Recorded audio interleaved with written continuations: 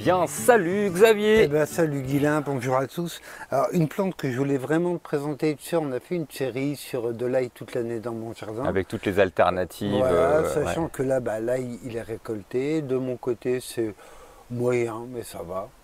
L'œil éléphant, il est pas trop mal. L'ail éléphant est bien, ouais. Alors une que je voulais te présenter, c'est Tulbaghia violacea, qu'on appelle aussi l'ail d'Afrique du Sud. Ouais. Qu'on appelle aussi la tulbaghie.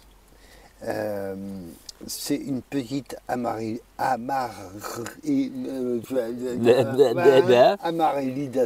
Ouais. C'était pas facile en même temps. Non, c'est pas évident.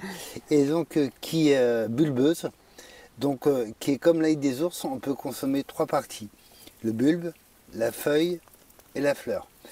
Alors la feuille, voilà, passe tes mains dessus et sens tes mains après. C'est presque trop fort en ail. C'est vraiment costaud. Ah ouais. Ouais, c'est vraiment costaud. Ah oui, ouais.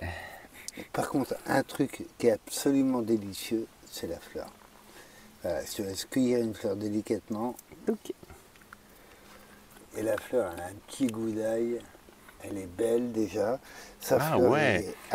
Mais je trouve qu'il y a même un petit côté un peu roquette ou. Ouais, c'est ça. Ouais, ouais. Ah ouais. Et ça fleurit de juin à octobre. Ah, En fait, ça fleurit tout le temps, ce truc. Ah ouais. Ouais. Donc c'est vraiment hyper agréable pour ça. Donc quand on cueille les fleurs, il y en a d'autres qui vont revenir. Donc c'est super agréable. C'est hyper bon. Ouais, Voilà. le goût est vraiment agréable. Il y a un petit côté un peu délicat, c'est moyennement rustique. Ah. Il faut un sol qui soit drainant. Ouais. Il faut une exposition ensoleillée.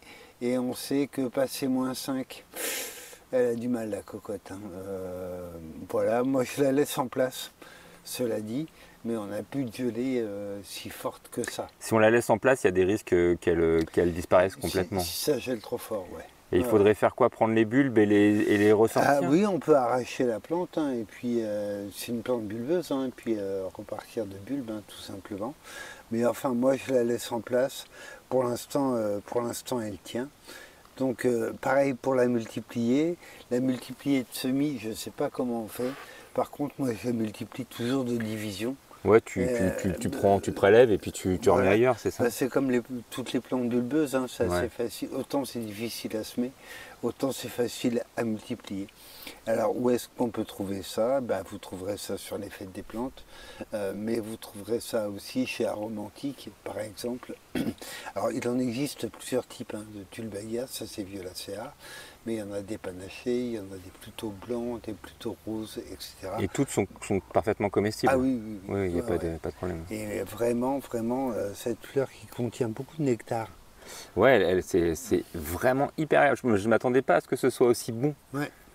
Pour moi, c'est une des meilleures fleurs du potager. Ouais, c'est vrai, ouais. Donc surtout, cultiver le Tulbaghia, c'est une jolie plante en plus. Et on peut l'avoir, du coup, les fleurs, on peut les avoir de quand jusqu'à quand, tu dis? De juin à octobre. Juin à octobre.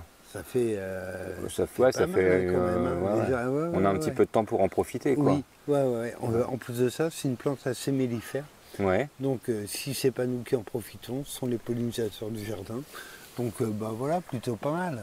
Ben, donc faisons du Tulbaghia, de la Ouais, alors, on l'appelle aussi la tulbaghie. Tulbaghie, ouais. Ou tulbaghie, je sais pas comment on dit. Pour moi, c'est Tulbaghia tout simplement, ou ail d'Afrique du Sud. Eh ben super.